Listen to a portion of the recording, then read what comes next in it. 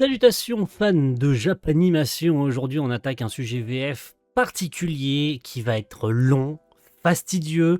Alors si je devais revenir sur tous les rôles, il y en aurait pour 1000 ans, déjà que je ne sais pas combien de temps va durer cette vidéo, donc asseyez-vous, allongez-vous, je ne sais pas à quelle heure vous regardez cette vidéo, mais attendez-vous à ce qu'elle soit longue, parfois même un peu chiante, hein, j'avoue, mais si vous êtes fan de doublage, je pense que ça va vous plaire. Aujourd'hui, on attaque une grosse licence qui, clairement, a été bâclée par les ayants droit. Ils ont fait n'importe quoi, elle est passée entre plusieurs mains, et évidemment, ça s'est pas très bien passé, hein, puisque Sword Art Online, c'est le sujet du jour, messieurs, dames, a été doublé dans 4 studios différents, et donc avoir plusieurs castings pour bien des raisons que je vais évoquer aujourd'hui, que j'ai choisi quelques rôles en particulier qui me semblaient essentiels pour juste histoire de vous montrer à quel point c'est le bordel avec Sword Art Online et à quel point les différentes sociétés qui ont eu la licence entre les doigts ont décidé de se casser les couilles mutuellement, que certains n'ont pas voulu allonger la monnaie et que de fil en aiguille ça a été une lente descente aux enfers. Si vous le voulez bien, on va commencer déjà par étaler qui a fait quoi.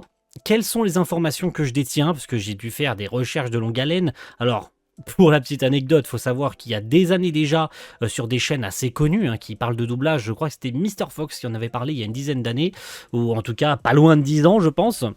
Sur le cas de la VF de la saison 1 de Sword Art Online, on va commencer par celle-ci, où il n'y avait strictement aucune information concernant ce doublage. Ça a été le grand mystère pendant des années, puisque c'était IDP qui avait acheté les droits de Sword Art Online à l'époque, donc IDP qui existe toujours, hein, même si la branche home vidéo est acquisiteur de licences pour les exploiter et les sortir en Blu-ray et en DVD. Vous savez, les fameuses éditions Gold, Bronze ou je sais plus quoi qu'ils avaient sorti à l'époque. IDP achetait plein de licences, un peu au pif, voilà, ils avaient un catalogue, ils voyaient un petit peu ce qu'il y avait et ils achetaient par dizaines plein de séries sans savoir si ça allait être rentable. Par conséquent, ils ont sorti une première VF avec un premier casting que vous connaissez et on a mis des années avant d'avoir enfin des informations puisque rien n'était donné, c'était fait dans le plus grand secret sans comprendre pourquoi et on ne sait toujours pas à l'heure actuelle qui est le directeur artistique qui a payé pour ce doublage et pourquoi est-ce qu'on ne sait toujours rien là-dessus en fait, hein. Mr. Fox avait beau avoir fait des investigations pour avoir des noms, très peu en sont sortis, je crois l'adaptateur et le directeur son je crois à peine, ou le traducteur, un truc comme ça, mais sinon rien, on ne sait strictement rien, si ce n'est que cette première VF avait été enregistrée à l'époque, les studios Pilon, Studio Son, voilà, Pilon Studio Son, c'est comme ça que ça s'appelle, c'est à Lyon, voilà, beaucoup des VF IDP à l'époque s'étaient fait là-bas, allez chercher à comprendre pourquoi, peut-être parce que c'était pas cher, parce que Pilon n'est malheureusement pas connu pour être un studio de doublage, hein, tout simplement, ce n'est pas un studio de doublage, Pilon, a priori, mais peut-être pour des questions de coût, peut-être parce qu'ils avaient pas envie de mettre beaucoup de thunes, parce que je reviens là-dessus, mais ils savaient pas si ça allait marcher. Donc ils faisaient des doublages à moindre coût et ils essayaient certainement de gratter le plus d'euros possible en ayant été enregistré ça dans des locaux qui ne leur coûteraient pas grand-chose en fait. Quant à la saison 2, parce qu'on enchaîne directement, hein, je vous ai dit on revient un petit peu sur tous les cas, eh bien, elle n'a pas été récupérée par IDP. Eh ouais, ils n'ont pas anticipé le succès de la série, parce que ça a eu un giga succès, la saison 1 de Sword Art Online. Ils ont bien évidemment accepté de vendre les droits à des chaînes de télé. À l'époque, ça avait été diffusé sur Game One, Sword Art Online, avait sa VF et tout ça. Et je pense qu'ils n'ont pas mesuré le succès, et ils ont tout simplement pas vu venir que ça allait ultra bien marcher, et par conséquent, ils n'ont pas anticipé l'achat de la licence de la S2, et ils se sont fait doubler par All The Anime, qui a récupéré du coup la saison 2, qui l'a aujourd'hui d'ailleurs réédité, la saison 1, avec le doublage de IDP. Voilà, ils n'ont pas fait redoubler quoi que ce soit. Mais, et la question se posait, mais est-ce qu'ils vont récupérer le casting de la saison 1 ? Et là, ça a été un peu des brandades, hein, puisque qu'on aime ou qu'on n'aime pas le casting, on y reviendra tout à l'heure sur Sword Art Online saison 1, il était quand même apprécié ce doublage, hein, qu'il soit bon ou mauvais, que le mixage soit bon ou quoi qu'on puisse en penser encore une fois. Mais malheureusement non, et on a fini par savoir, en fait, chez IDP, les comédiens d'époque avaient signé une clause comme quoi ils ne pouvaient pas, si jamais il y avait une suite, être récupérés. en fait, tout simplement. Le contrat les bloquait sur l'accessibilité d'une autre boîte. Si jamais Damien Laquet, on peut commencer par lui, ou Amandine Lonjac, peu importe, on reviendra sur eux tout à l'heure, venait à devoir doubler une saison 2, si elle n'était pas chez IDP, il pourrait pas être rappelé par Halsey Anime. Donc, ça a obligé Halsey Anime à tout refaire, avec un casting différent. Donc, on s'en est retrouvé avec une direction artistique de Mélanie Anne chez Timeline Factory, qui à l'époque était l'un des grands noms qui s'occupait des doublages casés, etc. Parce qu'elle faisait plein de trucs chez Timeline Factory. On est en plein dans la vibe Fairy Tail. Et donc, Mélanie Anne est, à l'époque, je pense, le centre de l'attention des doublages France, qui a une grande renommée et qui a un carnet de comédiens qu'elle connaît bien, et avec qui elle travaillait sur plusieurs doublages simultanés pour des doublages casés et autres, puisque c'était la grande mode des doublages avec Bastien Bourlet, avec Marie-Noël Macher, avec Arnaud Laurent et j'en passe. Voilà, il y en avait plein.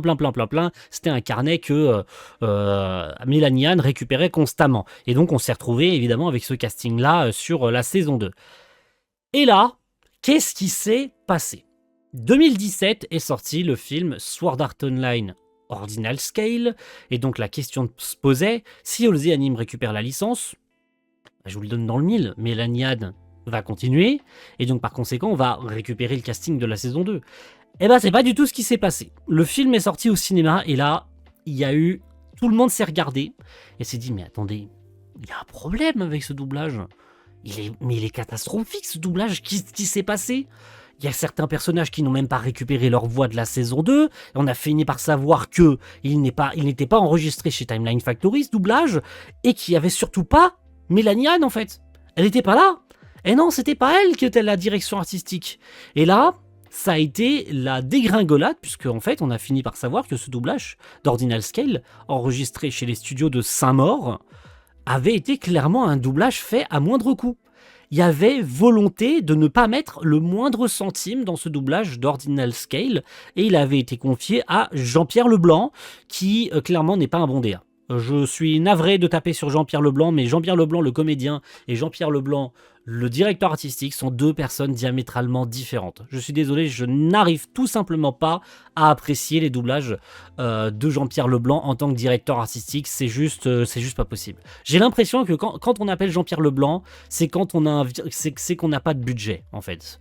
Et c'est tout le problème de ce qui s'ensuivra après, avec, je vous le donne dans le mille, la saison 3 de Sword Art Online, qui n'a malheureusement pas vu son doublage sortir à la télé. Je crois pas, de souvenir que Alicization a été diffusé en VF à la télé. C'est un doublage qui est exclusivement a été proposé sur les Blu-ray à l'époque, c'est toujours le cas, là, vous les voyez, les Blu-ray derrière, c'est le seul lieu, c'est le seul support sur lequel vous avez l'AVF, qui a été enregistré chez MGM post-prod. Et ça sera le cas pour l'entièreté d'Alicization, donc l'entièreté de la saison 3 des 48 épisodes, si on compte les 24 premiers plus War of Underworld, mais aussi le film Progressive 1. Et là, vous devez vous dire, mais Progressive 2 alors ? Eh ouais, j'en parlais en préambule. En fait, ce film n'a pas été doublé. Eh ouais, ça a été... ça a gueulé. Et pour bien des raisons. Alors, que le doublage soit bon ou pas bon, c'est un autre débat. Voilà. Mais, pourquoi ? Parce que on va répondre définitivement à cette question. Pourquoi Sword Art Online Progressive 2, Scherzo of Deep Night, n'a pas été doublé en français ? Tout simplement parce qu'il a été acquis au niveau des droits, puisqu'à l'époque, il y avait la fusion avec Wakanim, par Crunchyroll, qui n'a fait que diffuser le film en VOST-FR, et n'a pas financé de doublage. Donc, quand il y a eu une sortie en Blu-ray de Sword Art Online, là où jusqu'à aujourd'hui, Halsey Anime proposait toujours un doublage, et donc pour amortir les coûts, voilà, proposer la sortie chez Wakanim, etc., pour amortir le coût du doublage, et par conséquent la sortie au cinéma, même si c'est vrai que ces films n'avaient été diffusés que sur une courte période, donc on pouvait s'imaginer que peut-être que Halsey Anime n'y avait pas trouvé son compte de l'investissement du doublage. En gros, l'explication c'est, si Halsey Anime avait dû faire un doublage, et par conséquent la continuité du film 1, il n'aurait certainement pas vendu le coffret au même tarif que le premier. Mais du coup, C'est complètement stupide parce que c'est eux-mêmes qui ont payé le doublage du premier film et pourtant le coffret 1 et le coffret 2, donc le film 1 et 2 en Blu-ray, se sont vendus le même tarif, dont un qui a un doublage et l'autre non. Voilà, c'est juste une constatation de ce qui s'est passé, vous savez globalement à peu près tout. Maintenant revenons un petit peu sur certains rôles. On va commencer, si vous le voulez bien, par Kirito.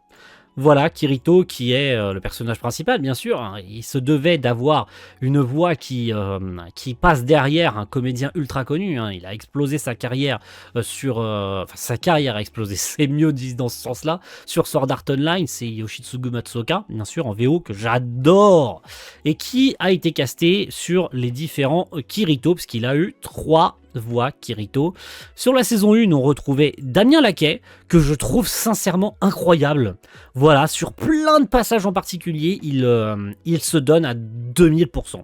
En fait, sur la saison 1, je le trouve exceptionnel. Il met une énergie véritablement incroyable. Tu sens que c'est le rôle de sa vie. Même si, au niveau du timbre de voix, il ne correspondait pas du tout au physique de Kirito. Sa voix, et il faut l'admettre aujourd'hui, hein, je pense que tout le monde l'admet et tout le monde le sait, que Damien Laquet faisait trop vieux pour Kirito. On rappelle que dans la saison 1, Kirito a quoi? Entre 14 et 16 ans, entre le début de la saison 1 et la fin de la saison 1, enfin en tout cas la fin de la première partie, il a grosso modo entre 14 et 16 ans. Damien Laquet a une voix de trentenaire, donc malheureusement, voilà, le timbre de voix colle pas, mais l'énergie y était, et je trouve qu'il y a même certaines scènes très précises où il surpasse la VO et de très très loin.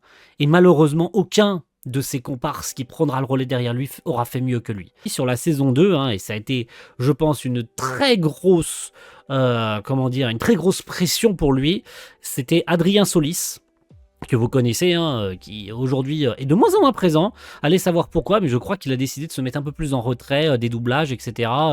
Je ne sais plus quelle était la raison exacte, mais il fait de moins en moins d'apparitions, voire quasi plus du tout. Il revient que sur très très peu de rôles qu'il faisait à l'époque, s'il y a des saisons 2, etc. Il ne jouait pas mal sur Kirito saison 2, et d'ailleurs, c'est certainement la voix qui correspond le mieux à Kirito à son âge saison 1, voire même sur la saison 2, il est plutôt ok, et il a un timbre de voix qui se rapproche beaucoup de Yoshitsugu Matsuoka. Raison pour laquelle, je pense, même s'il était dans son carnet de doublage, pour laquelle Mélanie Han l'a appelé en fait. Et quand c'est passé à Jean-Pierre Leblanc, je vous le donne dans le mille, il n'a pas reconduit tout le cast.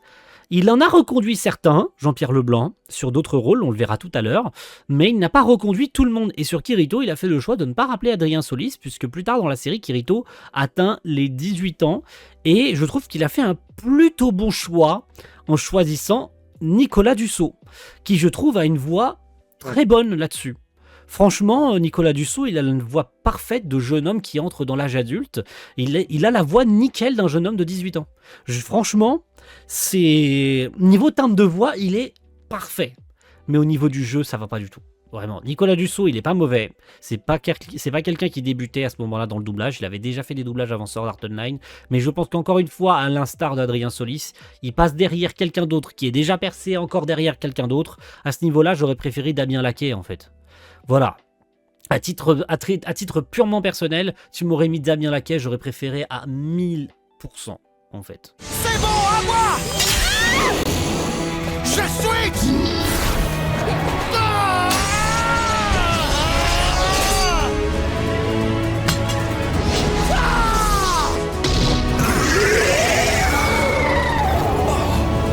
Starburst.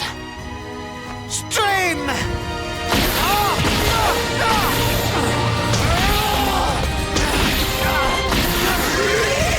Mais c'est quoi cette compétence?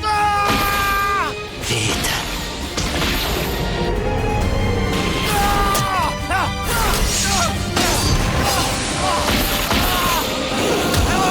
Allez, plus vite! Si tout ce que vous dites est vrai, je dois être un monstre sans cœur. Je suis un monstre parce que dans SAO, j'ai tué 3 joueurs. J'ai tué 3 personnes, est-ce que vous vous rendez compte? Ils faisaient partie d'une guilde rouge. C'est-à-dire que c'était des meurtriers qui, eux, n'hésitaient jamais à prendre des vies. J'ai eu la possibilité de les neutraliser. Et pourtant, je les ai pas épargnés. Par colère, par haine, par revanche, je les ai tués. Mais où est-ce que je suis? C'est pas possible. Il y a 5 minutes, j'étais au bar d'Aguil. J'étais en train de rentrer avec Asuna. Mais je ne me souviens de rien après. Oh! Ces vêtements... Je serais dans un jeu. Asuna, messieurs, dames, pif, elle est là, bien sûr. L'héroïne, le crush, la femme, qui tu veux, en fait, de Kirito. Hein, parce que non, Sword Art Online n'est pas un putain de harem, comme semble le sous-entendre encore aujourd'hui certaines personnes sur les réseaux. Non, SAO n'est pas un putain de harem. Kirito à Asuna, et c'est la seule fille avec qui il sort, et il n'a aucune vue sur personne d'autre que elle. Voilà. Sur la saison 1, ils ont choisi la belle et douce voix, parce que je suis très très conciliant là-dessus, même si elle a un sous-jeu particulièrement violent par rapport à la comédienne de saison 2, c'est Amandine Lonjac, qui je trouve a une voix très douce, peut-être trop douce en fait.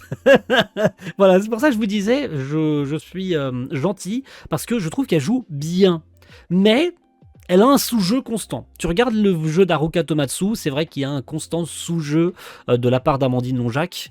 On a l'impression, et ça c'est beaucoup revenu dans beaucoup de vidéos qui parlent de sa performance à elle, qu'on a l'impression qu'elle a toujours le souffle coupé, qu'elle a toujours du mal à finir ses phrases. Tu sais pas pourquoi. Et donc par conséquent, sur la saison 2, elle fut remplacée par Jessica Barrier, qui est très loin d'être une novice à ce moment-là.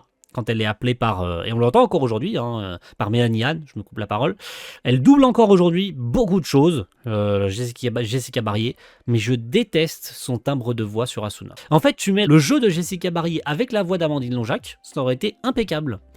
Et je pense qu'on aurait eu le cocktail parfait. Tu mélanges les deux, et hop, t'as la voix parfaite d'Asuna.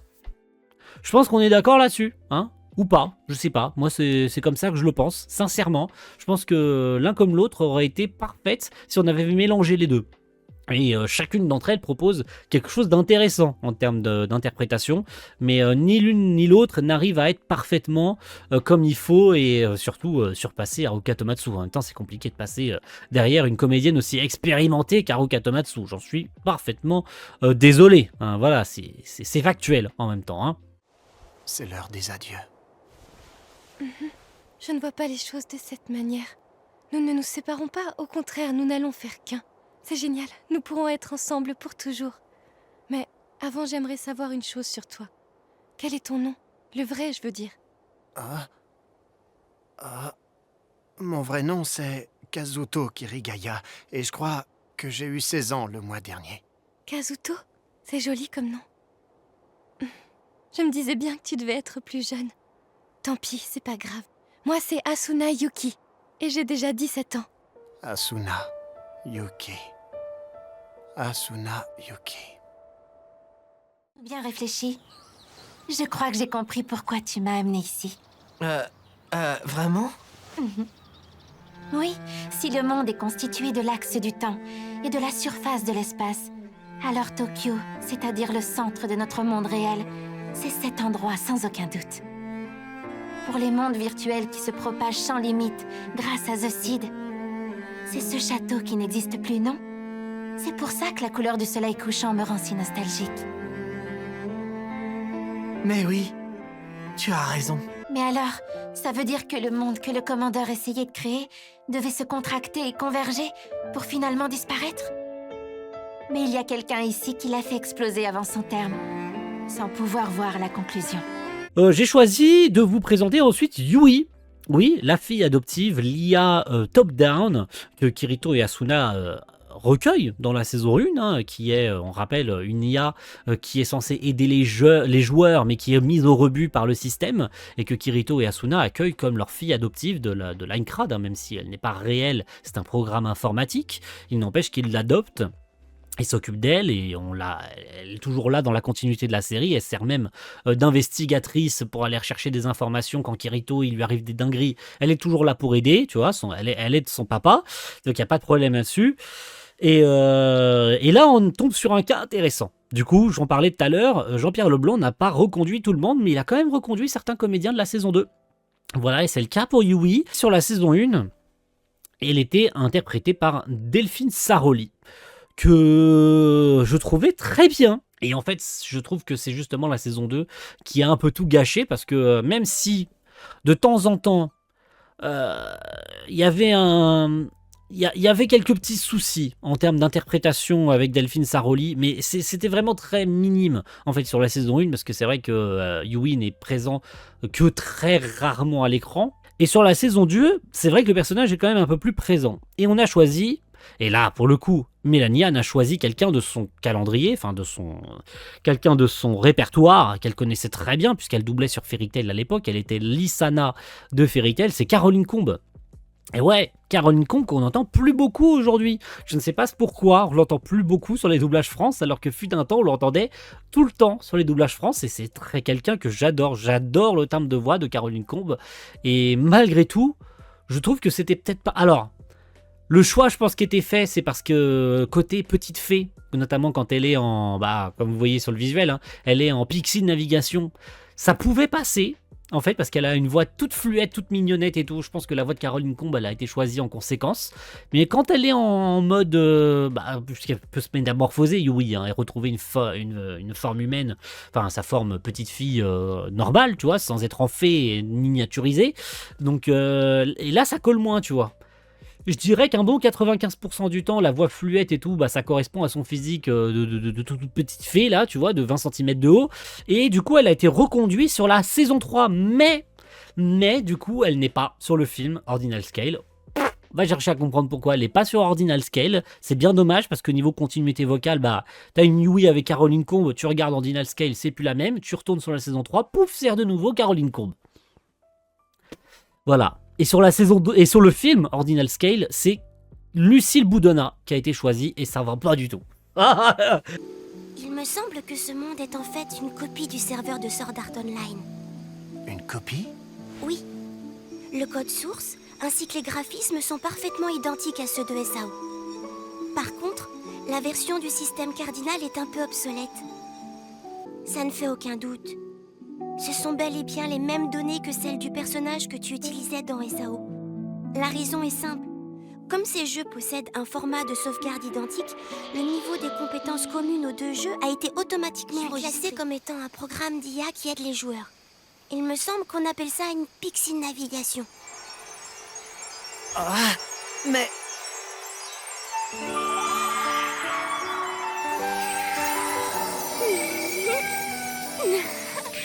Voilà mon apparence en tant que pixie. Oui. Je vous donne le résultat de mes analyses. Je n'ai pu repérer que 3 points d'émission. Ce point-là, c'est l'hôpital de Setagaya, où il a été emmené en premier. Ensuite, voilà le premier point que j'ai réussi à repérer. District de Meguro, 3e quartier d'Aobadai, le 29 juin 2026. Aux alentours de 20h50.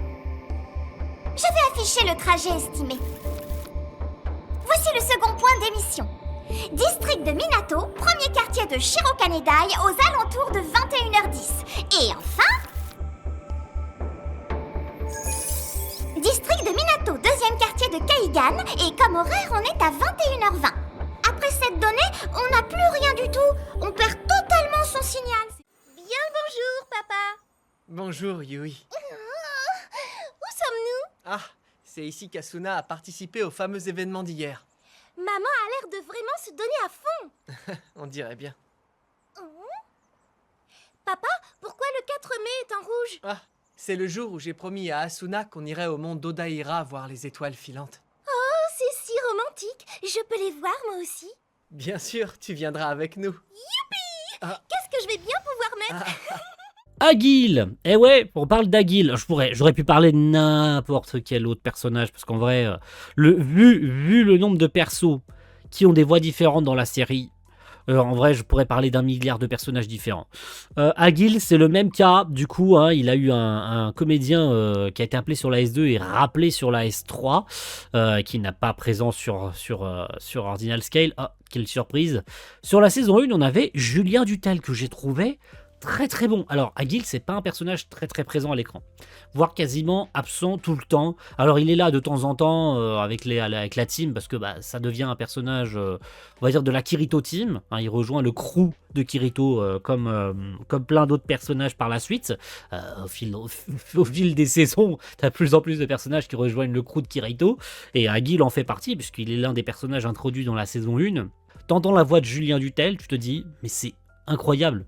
Vraiment, je trouve que chez Pilon, enfin les personnes de chez IDP qui ont financé ce doublage ont clairement très bien fait le casting en fait. 90% du casting est bon en fait sur la saison 1. Et c'est vraiment encore une fois dommage, désolé de remettre ça sur le tapis, qu'ils aient fait signer des clauses bloquant la possibilité à Halsey Anime de rappeler ce casting-là. Sur la saison 2, il a été remplacé par Antoine Thomé, qui pareil est un grand comédien qu'on retrouvait sur Fairy Tail. Hein. Il était Lily de Fairy Tail, pour ceux qui se rappellent. Et c'est un très bon choix sur Agil. Hein. Voilà, j'ai envie de dire, t'as un carnet et t'appelles qui tu peux, que tu connais à cette époque-là. Et encore une fois, Mélanie Anne, je pense que comme elle travaillait avec ces comédiens-là, qu'elle les connaissait très bien et qu'elle travaillait régulièrement avec eux, elle a appelé ces comédiens-là en particulier, puisque Antoine Thomé a été rappelé sur la saison 3, qui est sur Ordinal Scale. Eh bien, c'est Julien Châtelet. Julien Châtelet, qui est quand même une grosse voix. Julien Châtelet. Non? Sérieux? Julien Châtelet? Mais c'est All Might de My Hero Academia. Rien que ça, voilà, c'est pour vous. Et c'est pas un mauvais choix. Vrai? Ouais, c'est étonnamment pas un mauvais choix. Qu'est-ce que t'en penses? Ça lui ressemble. Y a pas de doute. J'ai pensé la même chose. Mais alors dis-moi, où est-ce qu'elles ont été prises? À l'intérieur du jeu. Dans l'univers d'Alfheim Online. Oh. Ça s'appelle l'Arbre Monde. Regarde. Au sommet de cet arbre se trouve un château légendaire. Les persos sont répartis en 9 races différentes. Et chaque race se bat pour savoir qui réussira à atteindre le château en premier. Il leur suffit de voler jusqu'en haut, non? Non, visiblement la durée de vol est limitée. Dépassé un certain temps, on ne peut plus voler. Et voilà pour vous. Dites-moi, les tourtereaux, qu'est-ce que vous fabriquez dans un café crasseux comme celui-ci? Vous n'avez pas trouvé mieux comme lieu de rendez-vous? À vous voir vous chamailler comme ça, on a du mal à imaginer que vous êtes les deux têtes du groupe des conquérants. Pour être envoyé le compliment. À propos, Agil, je t'ai jamais demandé, ça fait longtemps que tu joues à des MMORPG? Plutôt, oui. C'est même dans un jeu que j'ai rencontré ma femme, c'est pour dire. Elle habitait en Amérique, et moi au Japon à l'époque. Et l'année suivante, on emménageait ensemble et on commençait à tenir un bar. Comme quoi, on ne sait jamais de quoi la vie sera faite. Dis donc, toi, c'est pour moi que tu dis ça? Ah, je te jure, et en plus t'as gâché le billet que je t'avais offert. Aïe, non mais ça va pas. Ça t'apprendra. Et si je te faisais payer juste toi aujourd'hui? Tiens, pourquoi pas le prix du billet? Mais enfin, t'as dit que c'était open bar ce soir, espèce de marchand de tapis. Oh, je te propose un marché. Tu me rends mon verre et je te donne les codes des quêtes dans ALO, où il y a plein de jolies filles. Y'en a pas. Klein, pareil. Klein, attendez, si on compte, alors il y a un cas un peu particulier avec Klein, puisque j'ai trouvé sur internet qu'il avait 2 voix sur la saison 1, mais je ne sais pas qui est qui. A priori, c'était Michael Maino. Alors je ne sais pas si c'est, je crois que c'est la photo de Michael Maino ici, mais je ne sais pas aussi parce que a priori. Un certain Laurent Pasquier, dont je n'ai pas la photo, j'ai pas été la chercher, aurait été lui aussi casté sur Klein. Qui, que, quoi, quand, où, pourquoi, comment, je ne sais pas. Mais je ne sais pas qui est sur le début de la saison, je ne sais pas si c'est Laurent Pasquier qui le double sur toute la saison 1, je ne sais pas si c'est Michael Maino qui le double sur toute la saison 1, je n'en sais foutrement rien. Ce qui est sûr, c'est qu'il y a 2 comédiens trouvables sur internet qui sont marqués comme ayant doublé le personnage. Donc je ne sais pas, mais il était bon. Il était bon, et surtout quand tu te dis qu'il a, du coup, si tu comptes Laurent Pasquier, 1, 2, 3, 4, 5 voix. Qu'est-ce que vous voulez que je vous dise à ce moment-là? Du coup, on a qui? On va passer rapidement dessus. Sur la saison 2, c'est Bruno Meyer. Extrêmement connu, Bruno Meyer. Ça va pas. Non, ça va pas. Je suis désolé, je passe vite fait là-dessus, mais Bruno Meyer et Klein, ce n'est pas du tout bon, du tout. Vraiment pas du tout. Sur le film Ordinal Scale, ils ont appelé Vincent Deboire. Vincent Deboire. Quoi? Comment ça, tu connais pas Vincent Deboire? C'est Ichigo de Bleach. Sur la saison 3, c'est encore quelqu'un de différent. C'est Vincent Pirard qui a été appelé sur la saison 3. Et bon, c'est le pire de tous. Hein. Je suis désolé pour Vincent Pirard, mais à ce niveau-là, t'aurais mieux fait de rappeler Vincent Deboire, en fait. Tu pouvais même rappeler si tu voulais Bruno Meyer, mais j'aurais préféré que tu rappelles l'un des deux que tu rappelles encore quelqu'un de différent.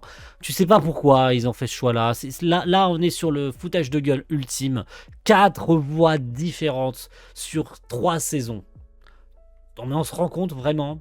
Alors, 5 si tu rajoutes Laurent Pasquier. C'est quand même inadmissible. Une voix par médium. Franchement, on est où là? La continuité vocale, putain de merde. La continuité vocale, là on a le cas parfait de la pire continuité vocale qui soit sur le personnage. Vous changez de saison, il a une voix différente. Tu ne te déplaces pas comme un débutant. Tu faisais partie des bêta-testeurs, non? Oui. Moi, c'est ma première fois dans ce jeu. Tu voudrais pas m'apprendre les bases, s'il te plaît? D'accord. Ah, merci beaucoup. Au fait, moi c'est Klein. Enchanté. Enchanté, moi c'est Kirito.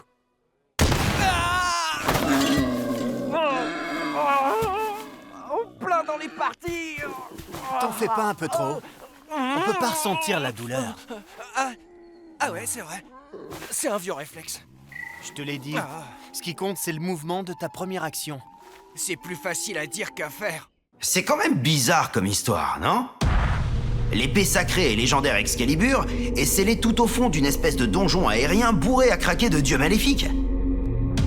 Il faudra se battre, et cette information est donnée en récompense d'une seule quête. C'est quoi ce délire?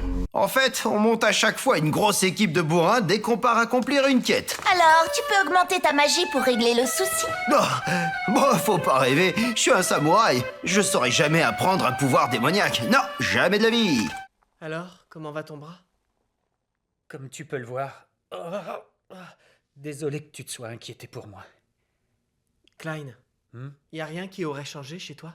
Hein? Dis-moi, tu te souviens de SAO? Ben, quand j'essaie de m'en souvenir, c'est drôle, mais c'est un peu comme si tout était flou dans ma tête. Mais bon, il n'y avait pas que de bons souvenirs après tout. Du coup, je me dis qu'en fin de compte, c'est pas si grave. Selon le GPS, la route est dégagée, donc on ne devrait pas mettre trop longtemps. Merci, Klein. C'est gentil de nous y accompagner en voiture. C'est pas du tout la peine de me remercier. Tu sais bien que j'adore vous aider.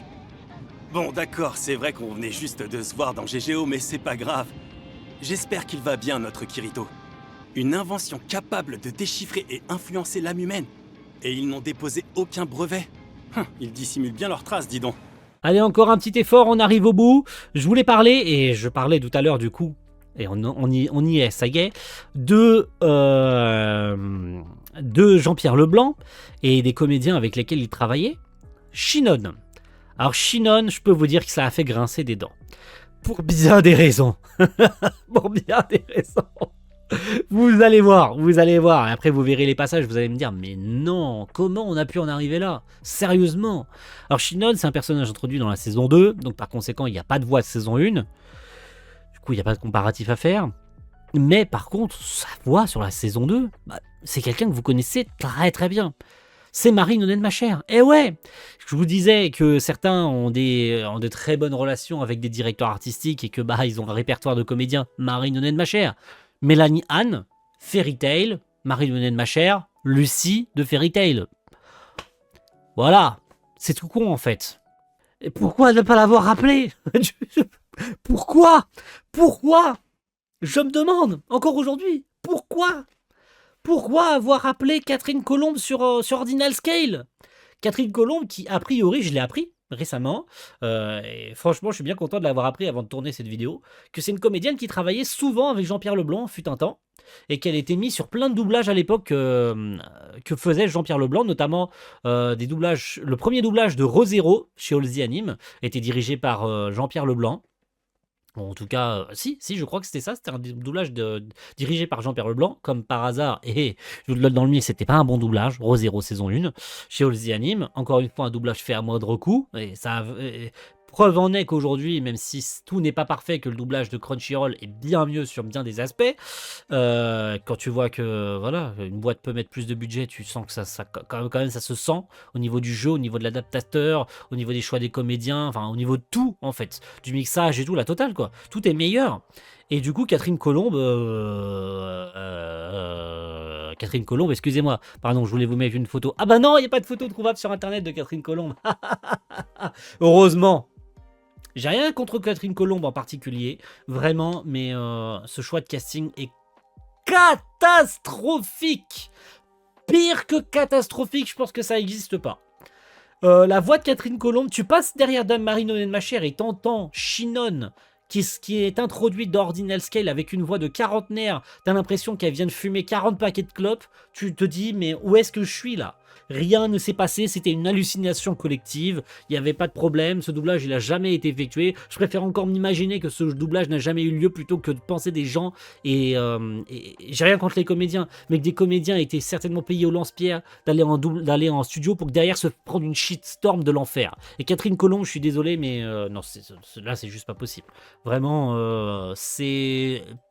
Pire que catastrophique, je pense que c'est pas possible. Pour la saison 3, eh ben non, ils n'ont pas rappelé de Marie-Nolène Machère, et non, Jean-Pierre Leblanc n'a pas fait le bon choix, et non, il s'est encore plus enfoncé, puisqu'il a appelé Gabriel, si tu veux bien venir, Gabriel Géru sur la saison 3. Je connaissais pas cette comédienne, j'ai pas envie de connaître cette comédienne, j'ai rien contre cette comédienne, c'est mieux que Catherine Colombe, ça franchement...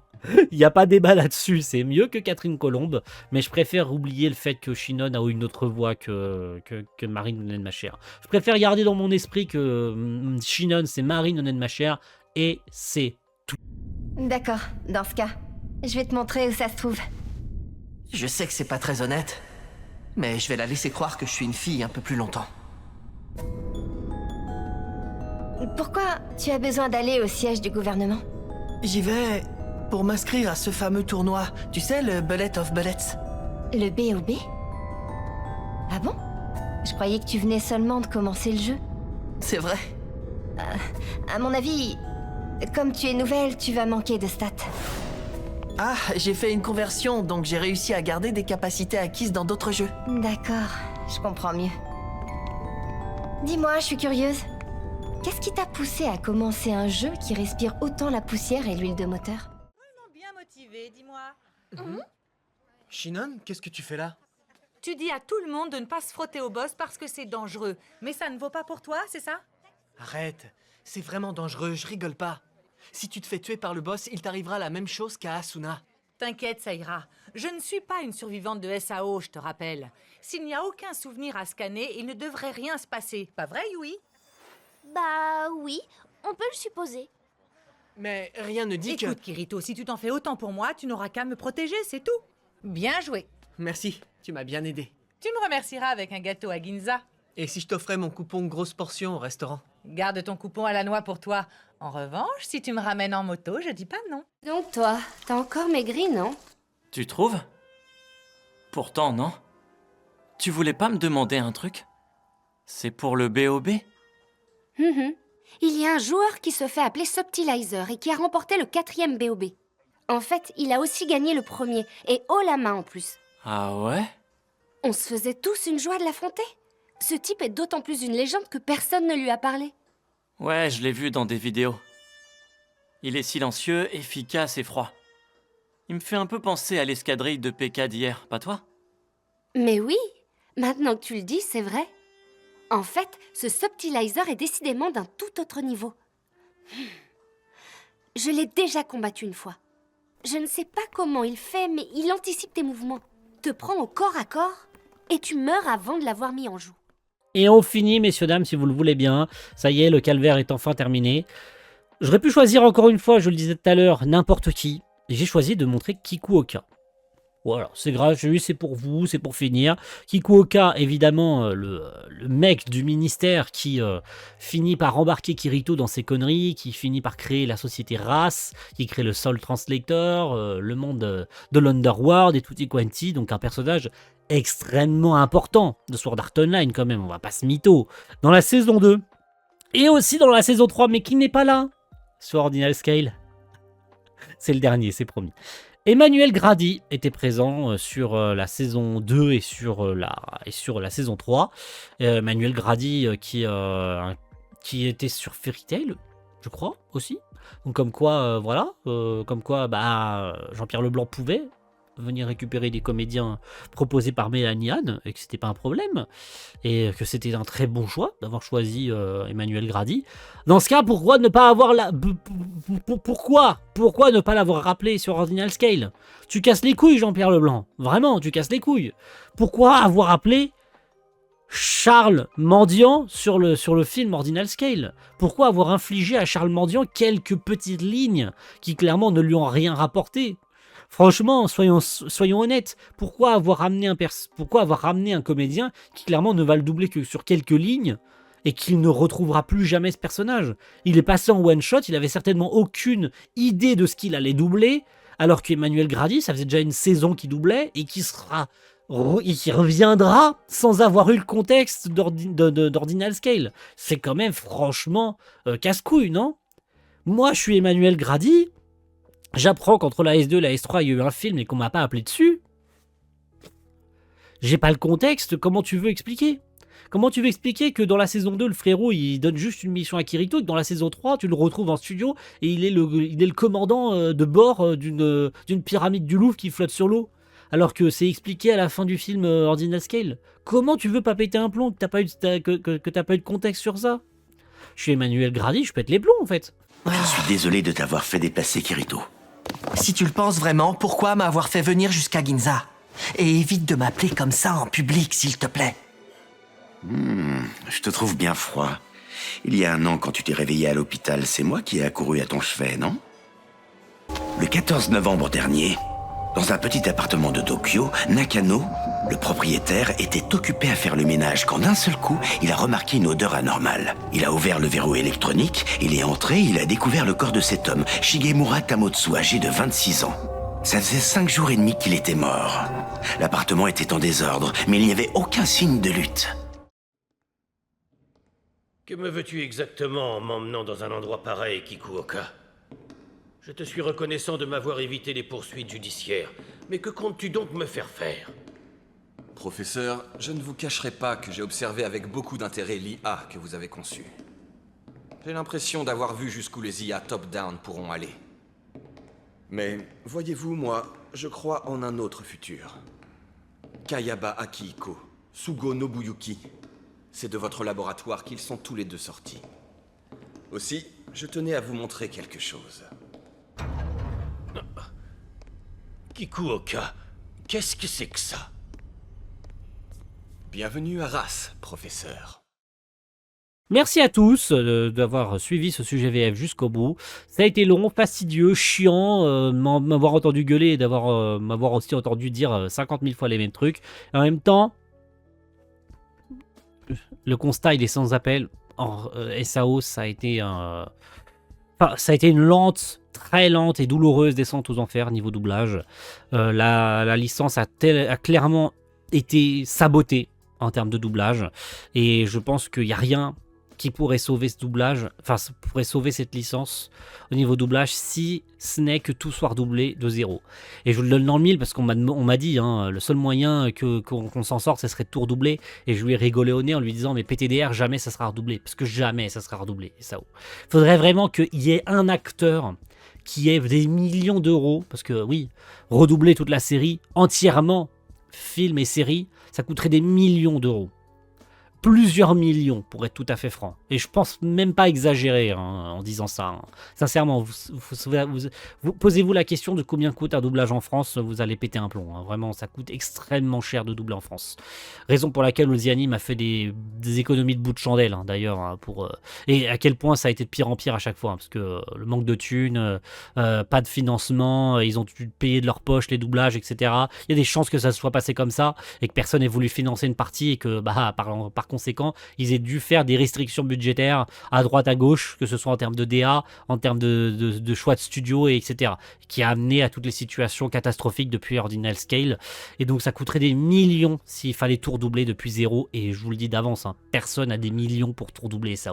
Faudrait vraiment qu'il y ait quelqu'un comme Crunchyroll qui acquiert tout SAO, et je vous le donne dans le mille, personne ne le fera, parce que après la fusion avec Wakanim, strictement rien de SAO n'a été récupéré. Il n'y a que ADN qui a récupéré la saison 1 et la saison 2 de SAO. Ordinal Scale n'a jamais été récupéré. Alicization n'a jamais été récupéré. La seule option pour avoir la série légalement aujourd'hui, en dehors de la saison 1 et de la saison 2, c'est d'avoir les Blu-ray.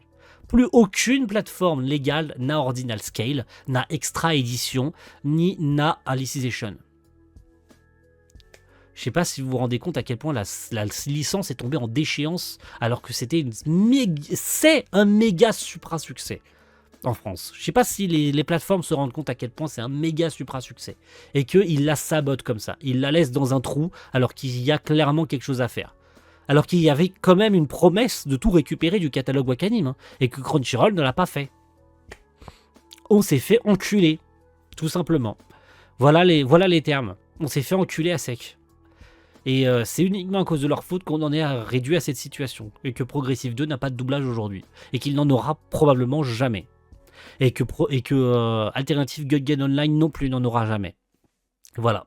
Comment tomber en déchéance? Vous avez le cas parfait. Et ça casse les couilles. Merci à tous, et rendez-vous très vite pour un prochain sujet VF, et j'espère que celui-ci sera quand même un peu plus joyeux. J'espère. Soyez-en sûrs, on va être un peu plus joyeux. On aura le sourire dans le prochain, c'est promis. Parce qu'il y a de chouettes trucs qui arrivent, donc promis, on en parle. A plus tout le monde.